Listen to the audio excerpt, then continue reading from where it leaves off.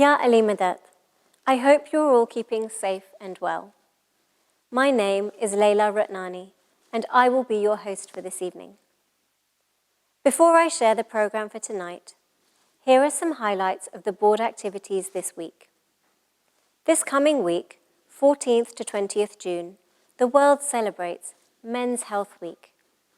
This is a time to bring awareness to health issues that disproportionately affect men and focuses on getting men to become aware of any problems they may have or could develop and gain the courage to do something about it. It's okay to talk about your health issues and not just push them to the side and ignore any health problems away. Even if you are feeling well, don't wait for it to become a problem. It is worth finding out about the various types of NHS screening options you're entitled to as you get older. Prevention is always better than cure. See this week's Al-Saha to learn more about the Can Do Challenge. Tomorrow, we begin with the Golden Club at 12:30 p.m, consisting of faith and well-being talks by ITHREB and the Aga Khan Social Welfare Board.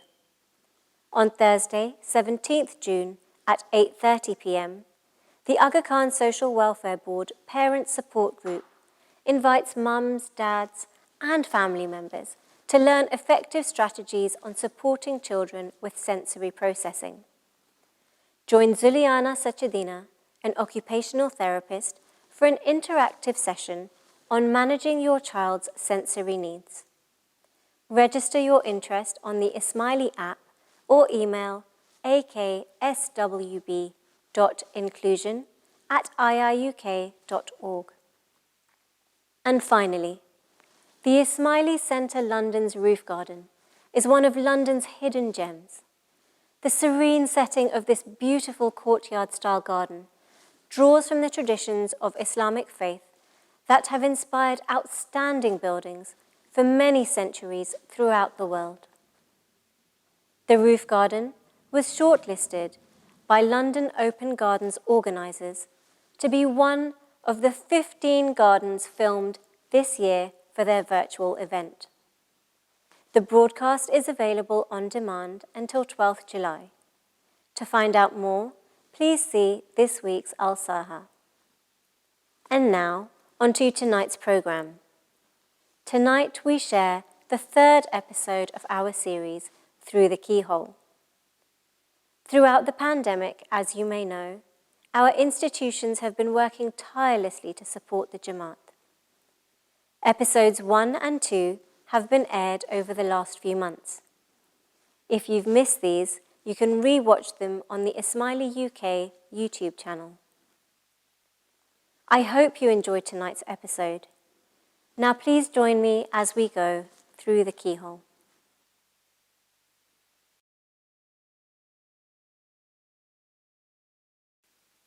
Ya Ali Madat. My name is Leila Ratnani, and I am hosting tonight's third episode of the new series, Through the Keyhole. This series takes a look back at the institutional activity in the last month as a reminder of the incredible work being done within the Ismaili community. We will be covering a number of themes throughout this episode, and we begin this episode with the theme, Continuing Education, Something for Everyone. We begin with Lockdown Entrepreneurs, online life coaching by the Economic Planning Board. This event included top tips for setting up a second income stream or adapting your business to the new normal during the global pandemic. Our lockdown entrepreneurs explained everything you need to know to reinvent business ideas, from fashioning a hair accessory business to selling fitness equipment. We find out how their entrepreneurial streak shone through even in a crisis, and learn lessons to replicate their success even in a post-pandemic world. Join me as we hear from one of our entrepreneurs, Nabila Damani, on what second income stream she initiated during the lockdown, how she built her clientele, as well as what the main challenges Nabila faced when starting her business. Okay. My second income stream is coaching. So I'm a certified transformational life coach, and I have moved my business from in-person coaching to now creating a business online where I now take my client coaching sessions over Zoom. I host my webinars, my interviews with specialists over Zoom. And my guest speaking is now gone from doing it in person to now live on Zoom or Facebook and Instagram. So I build my clientele in two ways.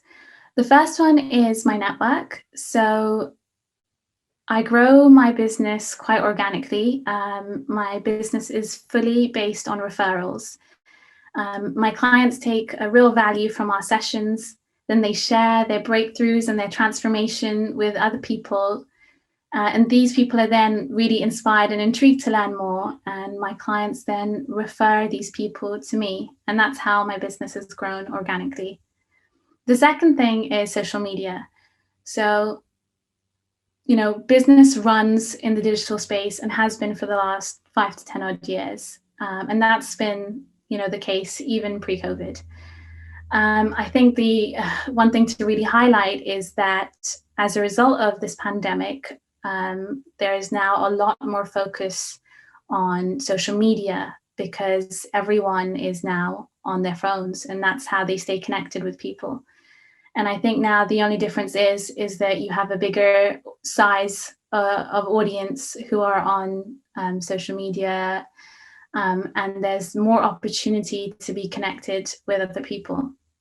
So I've leveraged my social media platforms to connect with people, connect with new people, and stay connected with my existing audience. And I think that it's really important to highlight that it's not about the number of followers you get or the number of likes you get. It's about the impact that you can make. And I do that by sharing my webinars with my clients, sharing interviews that I run with specialists, and also, as mentioned before, like my guest speaking in corporate and social events. One of the main challenges that I faced when starting up my business was the courage and confidence. I think one thing that's easily overlooked from like a business standpoint is the personal challenges. And I think when starting something new, it's always a bit scary because, you don't know if it's going to be successful. You don't know if it's going to work. You don't know if it's going to be sustainable. You don't know what's going to come. And those are all valid concerns.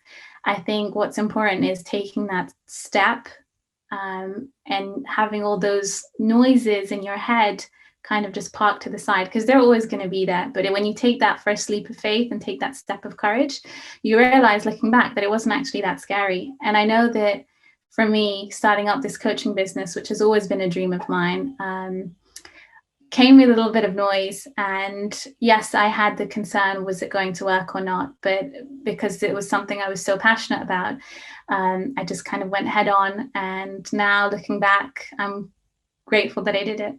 And I think, one thing to really be aware of and acknowledge is that that noise will be there, but it's just about taking that step. Continuing the theme of education for everyone, learning to use new technology can be daunting. And I don't know about you, but every day there seems to be something new to learn and use. So to help you, the Aga Khan Education Board created Learning Technologies, a few quick and simple videos explaining the purpose of different applications or apps and how to use them efficiently. These apps included Facebook, Instagram, LinkedIn, the App Store, WhatsApp, and the all-important Zoom. Let's watch this video on learning how to download and set up an Instagram account, how to follow your friends, family, the Ismaili UK, of course, and other topics of interest.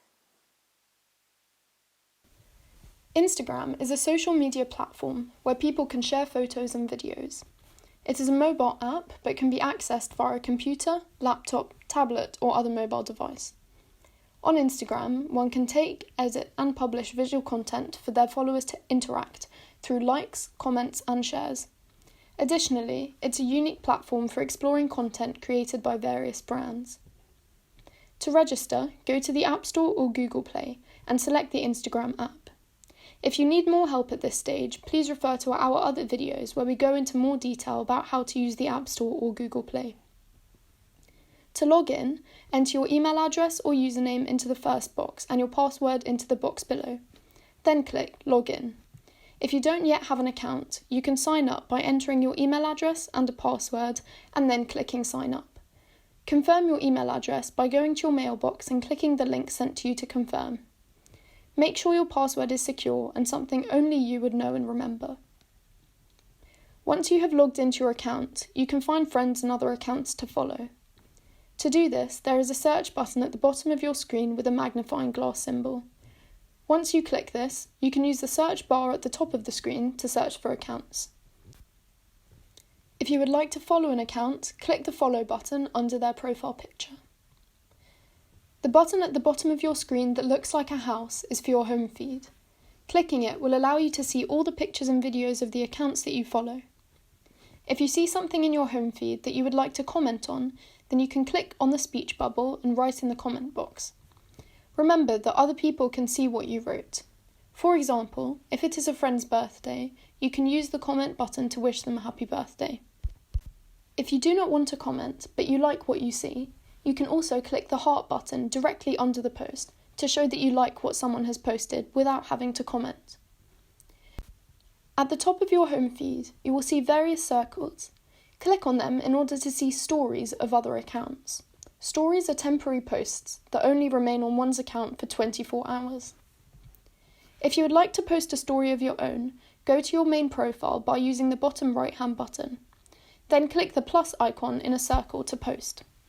What a great, quick and easy way to learn how to use what can otherwise be quite daunting applications on your phone. I always forget how to add to my Instagram story, so this video was a great reminder. The ongoing program run by the Aga Khan Education Board under the theme of continued education for everyone is My Language Journey. This program provides an opportunity for members of the Jamaat to learn English as a second language, boost their English language skills and confidence in English. And with the growth of the program, the MLJ team just held their third round of teacher training so that we can help support even more members of the Jamaat with English language.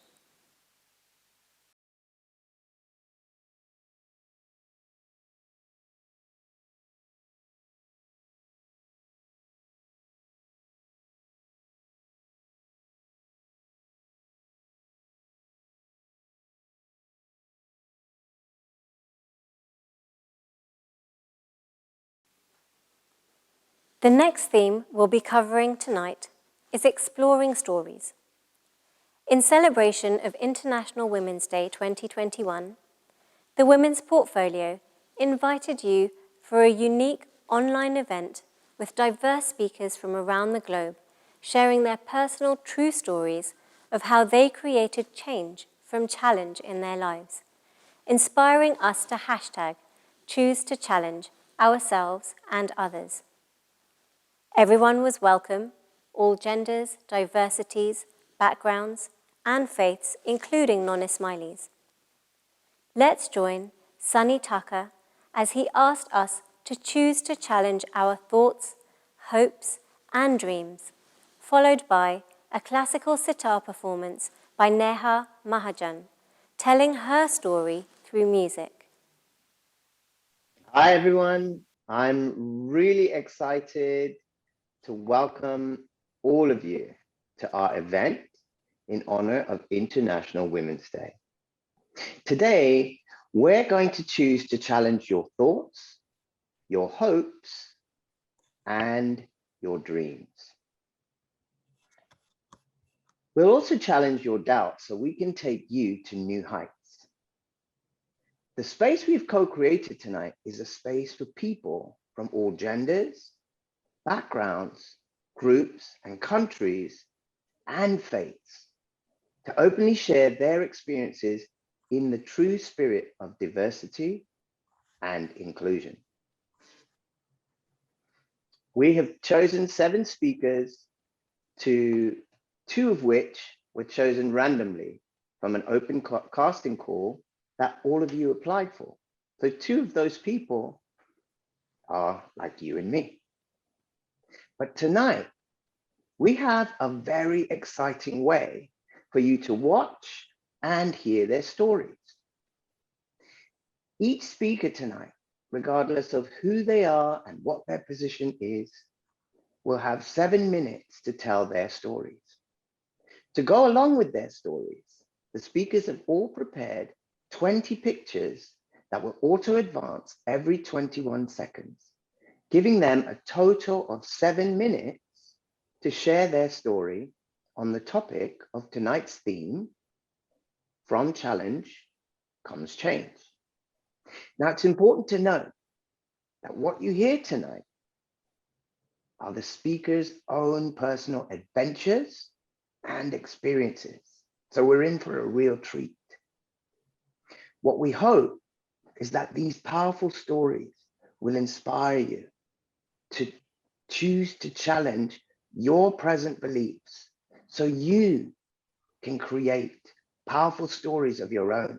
Has prepared something extraordinary for us all. It is not words, but music that you will hear. It is your moment now to take a break if you wish, look after your personal needs, get some water, or just sit back, take a break and relax. Neha has a master's in philosophy, which gave her a deep understanding of human life. And all that she creates is focused around that. She's a well-known international actress with productions on Amazon, in Bollywood, and beyond. To add to that, she is an accomplished sitar player who collaborated with none other than Ricky Martin. And in December 2020, Neha Mahajan with Ricky Martin won a Grammy for that performance. Now, tonight, Neha wanted to be with us live playing, but she was called for a last-minute shooting in Jaipur. So she did something very, very special. And she's made a movie and sent it from India for us. So don't worry, she's created something special for all of you. Without further delay, Neha Mahajan for our sitar performance. Neha Mahajan. Hello everyone.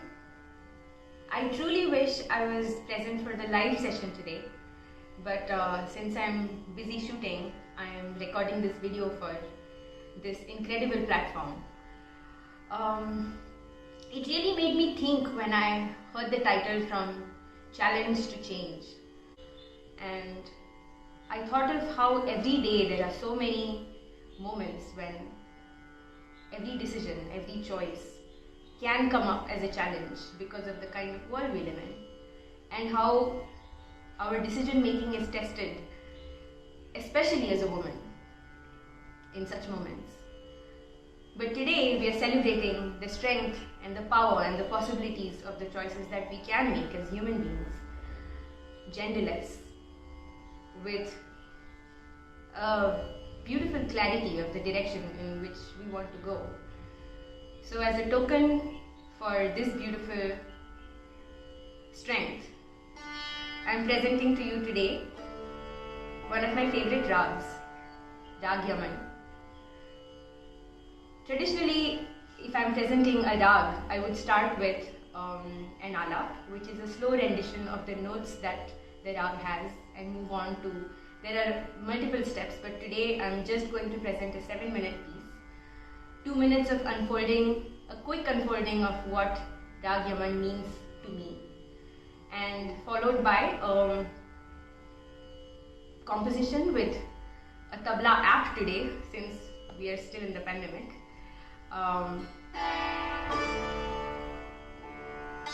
I won't describe what Rag Yaman is. I'll leave it to everyone to interpret. I'll just say one thing, that really this rag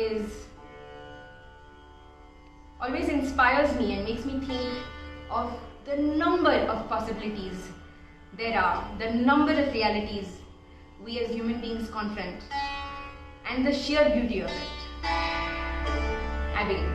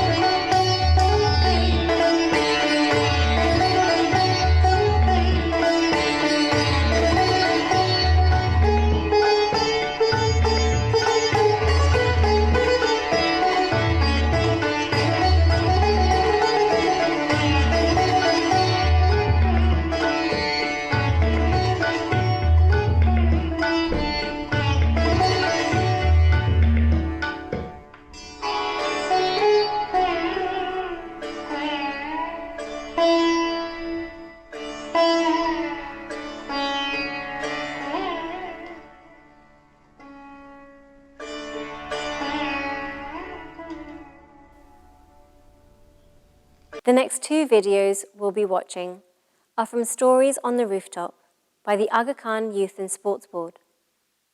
The first is with Pinky Lalani, an author, motivational speaker, food expert, and women's advocate. She is the founder and chair of several awards recognizing influential women and leaders. Pinky was born in Calcutta and in 1974 graduated from Calcutta University with an honours degree in education and English. In 1978, Pinky moved to the UK, where she started her cookery career and published Spice Magic in 2001. Pinky was appointed an OBE in 2007 for services to charity and a CBE in 2015 for services to women in business. Pinky is an internationally acclaimed champion for women.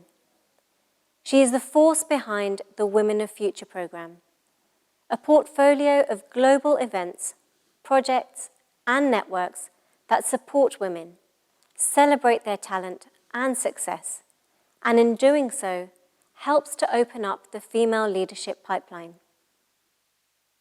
Over the last 25 years, Pinky has done an incredible amount to move the needle on gender equality, and also to agitate change and progress on the diversity and inclusion agenda. In 2018, she shone the spotlight on leadership in top UK firms with an inaugural 50 Leading Lights list, changing the conversation on leadership and highlighting the value of kindness in business. She has won several awards for her work and was listed as one of the 100 most powerful women in the UK by BBC Radio 4 Women's Hour. Let's hear from Pinky and her mantra. Thank you so much, Fareen, for inviting me to speak here today. I'm so honored and privileged to be here, especially on International Women's Day. I must confess I'm rather tired by this time because this is the 5th speech I'm giving. I actually began last night when Rachel Johnson asked me to be on her LBC show. And so that counting that is 6, and we've done a whole lot of recorded messages, but this one gives me the most pleasure. Because before I begin even, I would like to say that if I stand on the shoulders of giants, it's because of the amazing people in the Jamaat who've helped me on my journey. So I owe them a huge debt of gratitude. Fareen, thank you so much for taking the risk. You're obviously a gambler, but now I realize you said stories on the rooftop. Well, actually, this is stories from a couch potato, because all I've done over the last year is be a couch potato. But I also realize that I'm just the warm-up act for something much bigger. At 9 o'clock, we have the big Oprah show. So I'm just the warm-up act for that. So I'm not going to waste any time. I'd really like to start by sharing with you what is my mantra. Now, I have a mantra, and that mantra is, you have not lived a perfect day unless you've done something for someone who can never repay you. And so it's really enveloped with kindness. And how can I do that every single day? So every day in non-pandemic times, I actually walk around the streets of London with a bag of gold chocolate coins and give them out to anybody who's kind to me. So, you know, somebody who smiles at me on the train or a receptionist. So that's my kindness done. But going on to what my story is, you know, diversity is high on the agenda in the UK now. We're hearing so much of that. And I can tick all the boxes. I'm a woman, I'm an ethnic minority woman, I'm a Muslim woman, and I'm disabled. And you may wonder in what way I'm disabled. Well, when I was in the council in the 90s, I developed quite a serious hearing problem. So I'm actually profoundly deaf and had very little of my hearing. And I tell people that up front, because sometimes when they ask me a question, I give a totally doolally answer. Like the time when somebody asked me, how long does it take you to make a curry? And I heard, how long have you been in the country? So I said, 40 years. She said, well, we're not coming to your house for dinner. So, you know, that is something that I share with people at the start. Now, I came to England 40 years ago when I met my husband and married him in 3 weeks in India. He had done no due diligence whatsoever. He thought he'd got a good Indian wife who could cook. Sadly, I couldn't cook at all because I was so lucky. I came from a family that had one of the best chefs in Calcutta. So it's been a very interesting journey, not knowing how to cook, coming to a country where I knew absolutely no one. And to think my life really now revolves around two things: it's people and food. One of the first questions I was asked when I came to the country was, being a good Indian Muslim woman, do you walk 2 steps behind your husband? To which I'd always say, no, I walk 10 steps behind him so he doesn't know what I'm getting up to. I think I've kind of increased that. So how did I really start? I had my children and didn't really want to work. I had no aspirations of working at all. But I learned to cook because food was important to me. I love having people over to my house. So anybody who's in Purley and wants to come and have lunch with me, you're always welcome. And after I learned to cook, I remember inviting loads of people. And one of the women who I met said, you know, you cook really well. Would you like to teach cookery to adults? We'll pay you £11 an hour for 2 hours. And I thought, oh my God, that's amazing. Somebody's going to pay me for something. So I agreed to very heartily and would go along to the cookery session full of enthusiasm and energy, very little expertise, with my masala dabba, the spice box, and teach them how to cook. Well, one of my pupils was from Sherwoods, and she said, would you do some consulting with us? And I said, of course I will. I never say no to anything. You know, they say fools rush in where angels fear to tread. So I started doing consulting for Sherwoods and then for Tesco's. And then everybody said, why don't you write a book? So I thought, oh my God, that would be really cool. I was too lazy to find a publisher, so I actually self-published. And when these thousands of books came to my house, they were delivered, I had nowhere to keep them. So I had to sell my car, buy a little car and put them in the garage. And after selling the first 100 books, I didn't know what to do with all these books. So I started really having to think very deeply and be creative. And they say when we die, most of us have only done 30% of what we're capable of. So I had to think very hard, what should I do and be creative? So I started ringing up all the bookstores and saying, I've written a book. How many copies would you like? Would you like to sell some? And they'd ask you a couple of questions. Are you a celebrity? Have you been on television? And basically, when I said no, there was no interest. So then I came up with this idea that if I bring my electric wok into the shop and cook spicy Bombay potatoes in 5 minutes, would you let me sell my book? And I think one of them saw the desperation, heard the desperation in my voice and felt sorry for me and said, yes, that'll be fine. We'll let you do that. We'll even serve some wine to everybody who comes. And so I went along, and the smell of the garlic and the coriander got everybody to come. They could see how easy it was. And the book started flying off the shelves. So I started traveling all around the country in my car with my spice box, my wok and my book, selling these books. What an incredible story. And that's just the beginning. It's definitely made me want to read her book. The second Stories on the Rooftop is by Nazreen Visram, and how adversity can be an opportunity. Nazreen joined Barclays in 2005 as a relationship director in the London industry team, managing a portfolio of clients within the retail and wholesale sector. Her current responsibility is to lead a national team of industry specialists, providing banking services to the charity sector as part of the public sector team.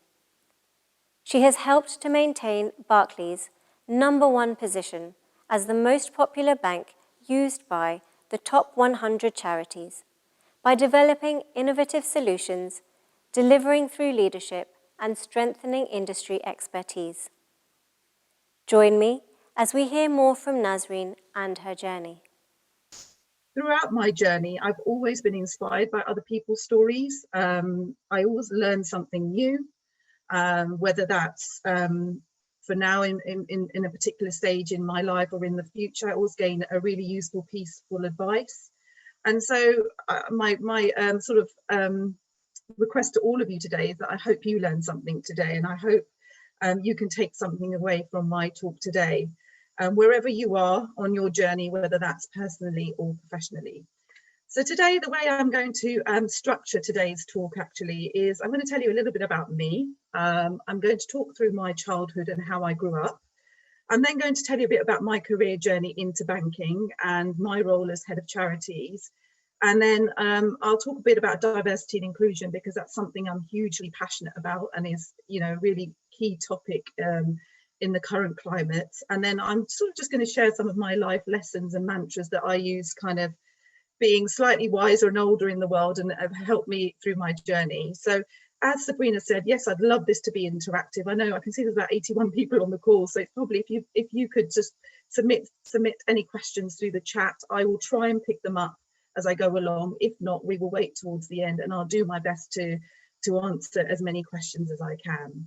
So I'm just going to share my screen in true corporate style. Of course, I've got slides, but these are just to aid the discussion and just to make it a little bit more interesting. So this is a little bit about me. And this first picture on here is actually, I'm going to come to that because that reflects a bit about my childhood, and I'll share that with you shortly.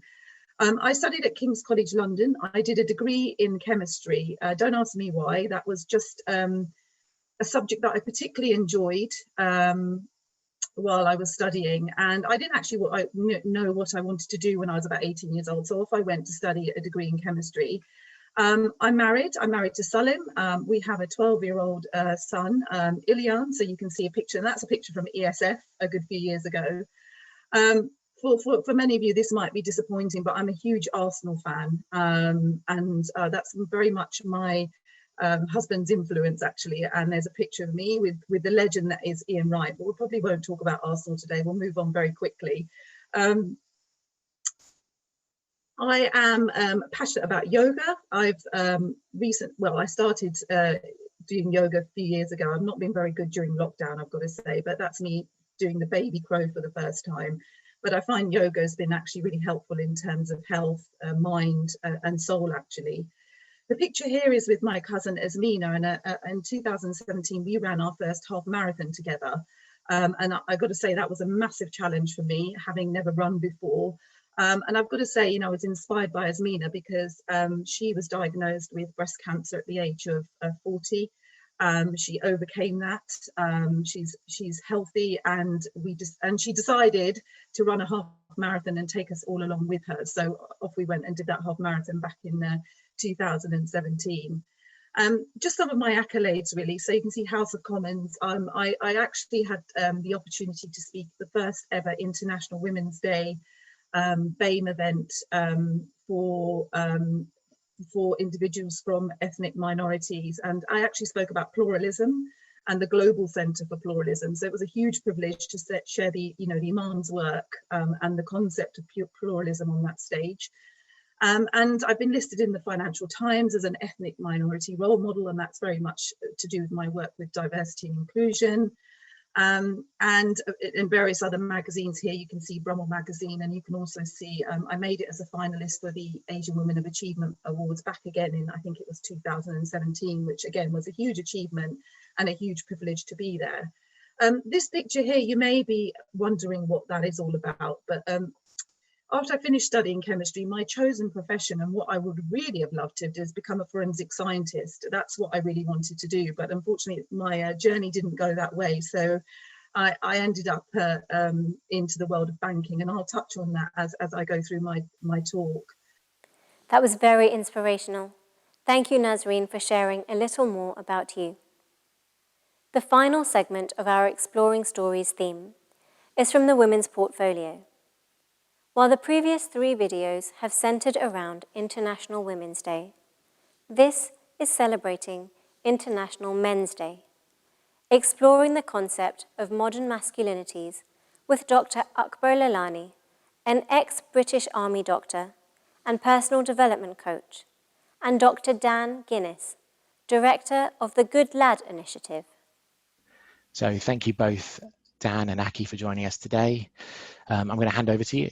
Thank you very much, Tarek, and to the WAP team for inviting us. It honestly is such a pleasure to be here tonight. This is the first time I've been invited into your community, and I'm pleased that this conversation is starting.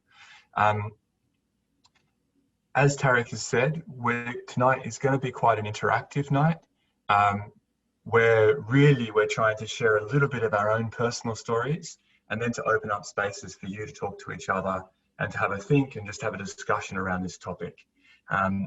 But for that to happen, I guess you need to know a little bit more about myself and about Aki. I'm going to go first because I'm a complete stranger, I think, to everyone. You never know, but and then Aki will jump in. I'm, as you might be able to tell from my accent, I'm originally from Australia, and as will become important later, I grew up in a very sporting sort of a culture, but also one that valued education and studying. And I came across the UK, and while I was studying at university there, in the UK, I started to see the opportunities there were for men to have new conversations about who they were as individuals, who they were as a group, and really also how they could be an active, positive, energetic part of creating safer, more equal university campuses and cultures on campus.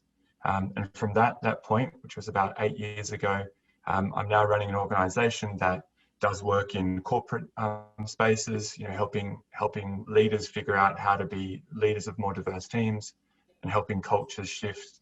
I do work in schools and universities, really there just helping young men find space outside of very narrow and restrictive stereotypes of who they have to be, like this peer pressure, these expectations that a lot of them feel. And also work in any other space really where there's men who'd like to talk and are really open to having like an exploration of who they are and what they're about. So I think for the moment that's enough of an introduction, because I'm going to give you a lot more later as the day goes on, and I'll pass to Aki. Thanks, Dan. Yalimada, hello everyone. Some familiar faces, or at least some familiar names. Can't see many of your faces at the moment. It's a great pleasure for me to be back in the community. I have been absent for a while. My background, as Tarek introduced, thank you, was I joined the military as a doctor. And in 2008, I served on the front line in Afghanistan, which was, I describe as the best and the worst experience of my life. It was at the height of the troubles there, and I was posted to a unit of airborne forces, very much in a remote region, the only doctor supporting them. And we sustained some significant casualties. There was a 1 in 5 chance of being killed or losing a limb. And being the only medic in charge of their care for 6 months really took its toll on me. So my entry point into looking at masculinity, mental health, how I valued myself, how I saw myself as a man, really came out of, should we say, falling off the bandwagon from that experience. And I'll go into more details about that later. Coming out of that journey, I spent the last 10 years exploring all sorts of spiritual, emotional, psychological healing tools, and have found my way back to perfect health, if health can ever be perfect, but certainly better than I started. And I now work coaching men and women. Interestingly, it's been predominantly women I've worked with, but running individual sessions, group sessions, retreats, teaching overseas. The difficult experiences in my life have opened so many doors, which I'm grateful for. I've had the opportunity to talk at the Houses of Parliament, to run the Poppy Appeal, speak on mental health issues for armed forces veterans, and really just help men engage with talking about their mental health issues in particular. I think we as men find it really difficult to talk about our emotions. Such inspirational stories. Thank you, Dr. Akbar Lalani and Dr. Dan Guinness. Our final theme for this episode is on self-care. The topic of well-being has never been so paramount in our lives than over the last 12 to 18 months. These next 2 videos on this theme are from the Aga Khan Youth and Sports Board's Youth Club Network's Show Me How series. For the first Show Me How, get your minds and bodies ready to take part in some mindfulness. Maybe you've done mindfulness before, or maybe you're completely new. Either way, this is for you.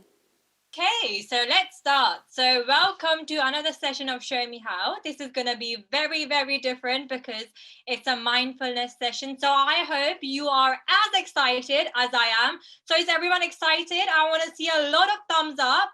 So I'm going to actually be checking. So I hope your parents haven't forced you and you're here yourself. Great. I can see a lot of thumbs up. Great. Wow. Okay. Wonderful. So many familiar faces as well. So actually, let's get started. So I know you must be exhausted as well, you know, it's in the afternoon. So we're going to do a bit of warm up to actually warm you up. So before that, we're going to do some affirmations. Okay, great. So affirmations are basically positive statements that challenge your negative beliefs. So when you actually say things in present tense, like I am, you start to believe that you actually are those things. So we're going to actually start off. So I want everyone to stand up. So I want to see that everyone's standing up first and hands on your waist and like a Superman or Superwoman pose. So I want to be checking everyone. Okay, great. Hands on your waist. Okay. All right. And we're going to say these affirmations. You can unmute yourself if you want. And we're going to say them together. So are we ready? So let's start, right? So I believe in myself. I am strong and powerful. I love myself exactly the way I am. Those are most definitely some affirmations that I will be doing daily. Thank you, Anusha. The second video of the Show Me How sessions is on teeth tactics. How is your dental hygiene and knowledge of your mouth? Have you got a sweet tooth? Or maybe you want to get to the root of your dental questions. Well, fear not and smile, because this episode of the series gave students a platform to discuss learnings from their respective degrees to share with the wider Jamaat. Join this session, hosted by Sahir Ladha and Kinder Awad, both dental students, as they talk to us about oral health. Before we start off by going through what techniques you can use to look after your oral hygiene, you've first got to know why your oral hygiene is important. So over here, I've got several reasons for why oral hygiene is important. And I'll start off by with the first reason, which is obvious to everyone. Obviously, if you look after your teeth, you will avoid getting tooth decay, you will avoid getting holes in your teeth, and your teeth will stay stronger for a longer period of time. So you're less likely to get gum disease or other oral infections because bacteria is less likely to accumulate. Now, when you have tooth decay, gum disease, and everything, these can all be quite painful. So oral health is also important for your comfort. On your day-to-day lives, you're busy at school, work, wherever you go, you want to be living comfortably. You don't want to have pain in your mouth all the time. So it's important to look after your oral health. That's reminded me that I need to book in for a dentist appointment. Thank you to the Ismaili Student Network for this informative session. Our final video for this episode is from the President of the UK National Council, Naushad Jivraj, on Brighter Horizons. This programme is our way of fulfilling our Imam's mandate to improve the quality of life of the Jamaat. Let's hear from President Sahib as he talks about this unique mentorship programme. Bismillahir Rahmanir Rahim. My dear sisters and brothers, Ya Ali Madad, and Eid Mubarak. One of the key things that this pandemic has taught us is that our concept and practice of volunteerism is strong and solid. So many volunteers, institutional members, committee members, Mukhi Kamriya Saibans, and other members of the Jamaat have helped not only our sisters and brothers, but have gone beyond and supported the wider community amongst whom we live, giving their time and efforts so passionately, so generously, and so selflessly.